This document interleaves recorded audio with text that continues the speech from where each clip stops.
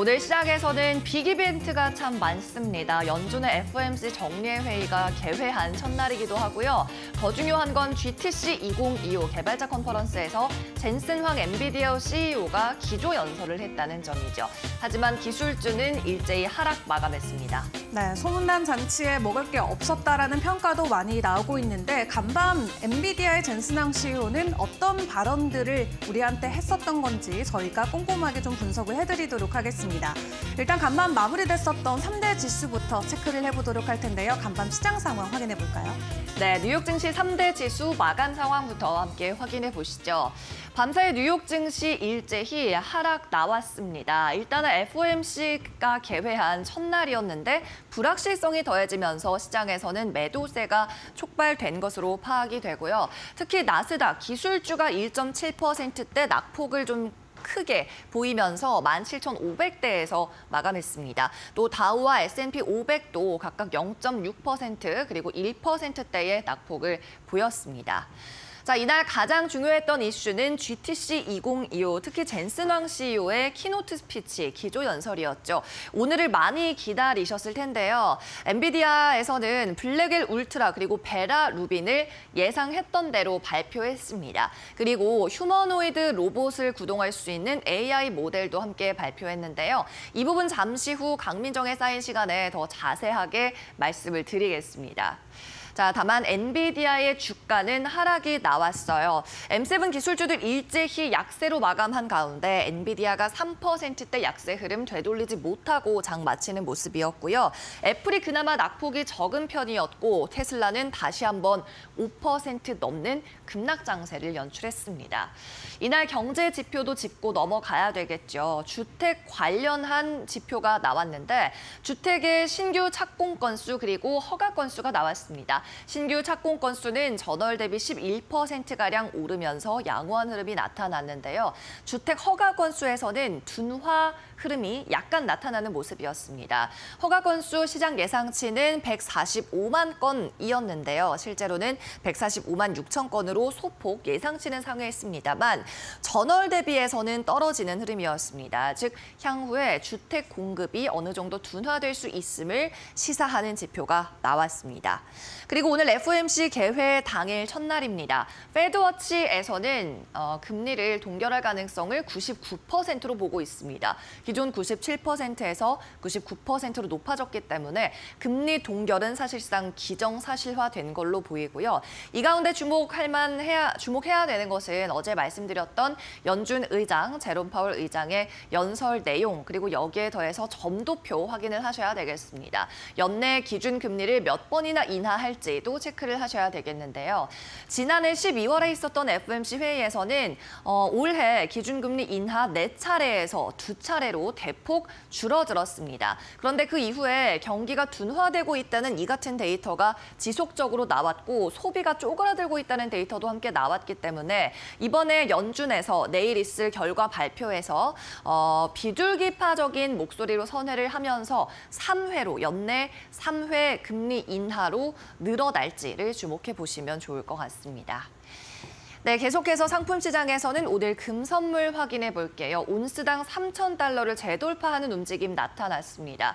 이스라엘이 가자 지구를 다시 한번 대규모 공습하면서 안전자산에 대한 선호 심리가 올라간 영향인데요. 이번 주 초반에 기록했었던 온스당 3,000달러 재돌파하면서 사상 최고치를 다시 경신했습니다. 기존에 기록했었던 최고치를 소폭 웃도는 흐름이었습니다. 네, 그럼 계속해서는 S&P 500 맵통에서도 섹터 확인해 보겠습니다. 네, 골드 퓨처스는 온스당 3,040달러인 상황 보셨습니다. 네, 계속해서 섹터별 흐름 체크해보죠. 오늘 11개 섹터 가운데서요. 보시다시피 M7 기술주가 일제히 낙폭이 좀 도드라지는 모습이었고요. 그리고 에너지 쪽에서는 섹터 상승이 나오는 흐름이었습니다. 오늘 M7 기술주 테슬라가 5% 이상의 낙폭 다시 한번 보였고 메타 3%대, 알파벳 2%대 하락 나타났습니다. 그리고 아마존도 1.47% 하락했고요. 반도체 단도 좋지는 않았네요. 엔비디아 그리고 브로드 컴 등도 일제히 빨간불로 마무리되는 흐름이었습니다. 네, 계속해서는 빅테크 이슈부터 체크해 보겠습니다. 자, 엔비디아 살펴보죠. 젠슨 황 CEO의 기조 연설에도 불구하고 내일 3%가량의 하락 흐름 나타났습니다. 그리고 키노트 스피치 기조 연설에서 GM과 함께 AI 등 분야에서 전략적으로 협력한다는 내용을 젠슨 황 CEO가 발표했는데요. GM 자동차 제조업체죠. 기존에도 엔비디아의 AI 모델을 사용하고는 있었습니다만 이번 전략적 협력을 통해서 공장의 운영과 설계 그리고 차량의 일부 하드웨어에도 이 엔비디아의 AI 모델을 적용한다는 내용이 발표됐습니다. 네, 계속해서 테슬라입니다. 5% 넘는 하락 5일도 나왔습니다. 일단은 RBC 캐피탈에서 목표 주가를 하향 조정한 내용 알려드릴 텐데요. 기존 440달러에서 320달러까지 낮췄습니다. 계속 이렇게 월가에서 투자 등급의 다운그레이드 그리고 목표 주가의 하향 조정이 나오고 있는 상황이죠. RBC 캐피탈에서 짚고 있는 내용도 같습니다. 일단은 전기차 업체들 간의 경쟁이 심화되고 있고 특히 중국의 EV 업체들에게 밀리고 있다는 거죠. 이로 인해서 테슬라의 이익과 주가 상승에 제한이 걸릴 거라는 분석이고요. 특히 자율주행 서비스를 중요하게 생각하고 있습니다. 테슬라의 FSD, 이 서비스 요금이 낮아질 거라고 RBC 측은 분석을 했는데 지금 월 단위로 약 $100 정도의 요금을 받고 있는데요. 2026년까지 이 FSD 이용 요금이 월 $50까지 내려갈 거다, 반토막 날 거다라는 이야기, 여기에 더불어서 유럽과 중국에서의 점유율도 기존 20%에서 10%까지 반토막 날 거라는 내용을 담고 있었습니다.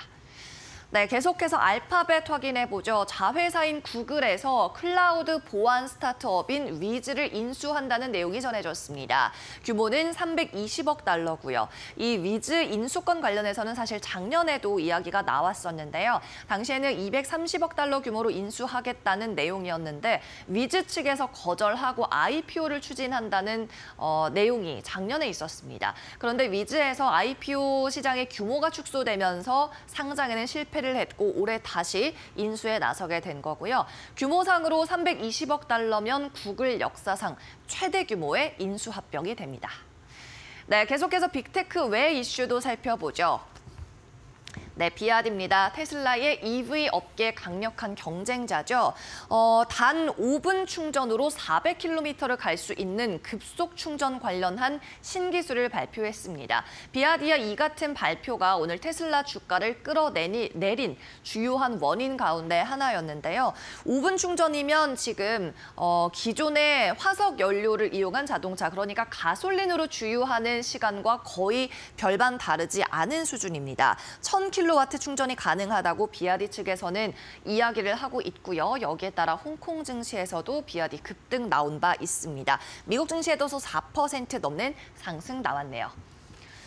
네, 계속해서 팔란티어입니다. 팔란티어는 제프리스에서 좋지 않은 내용의 보고를 리서치를 하면서 4%가량의 하락 나왔는데요. 제프리스에서 언더퍼폼 의견을 다시 한번 확인을 시켜주면서 자신들이 다루고 있는 종목 가운데서 가장 밸류에이션이 비싼 업체라고 이야기했습니다. 그리고 내부자 매도도 이어지고 있다면서 다만 실적 펀더멘털은 튼튼하지만 너무 주가 퍼가 지금 비싼 상황이 문제라고 밝혔습니다. 계속해서 루시드입니다. 8%대 상승 나왔는데요. 모건 스탠리에서 투자 그레이드를 상향 조정했습니다. 기존의 비중 축소해서 이제 시장 수익률 평균에는 도달할 수 있다라는 내용을 밝혔습니다. 모건 스탠리는 루시드에 대해서 AI 쪽에서 탄탄하게 또 강세를 보일 수 있는 주식이라고 이야기를 하고 있습니다. 네, 계속해서 다음 종목도 살펴보시죠. 네, 피바디 에너지입니다. 석탄을 채굴하는 기업이죠. 오늘 트럼프가 자신의 SNS 트루스 소셜에 석탄을 이용한 에너지 생산을 허가하겠다는 내용을 포스팅했습니다. 그러면서 세계 최대 석탄 채굴 업체인 피바디 에너지 6%가량의 상승 나왔습니다.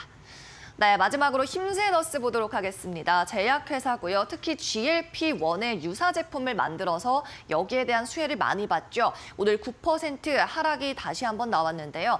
미국 FDA 식품의약국에서 유사 GLP-1 제품이 사전에 품질 검토 등을 거치지 않을 수 있기 때문에 환자에게 위험할 수 있다는 내용의 성명을 인터넷을 통해 냈습니다. 그러면서 그동안 이 유사 GLP-1으로 수혜를 받던 힘세너스 주가가 9% 넘게 하락하는 흐름이었네요.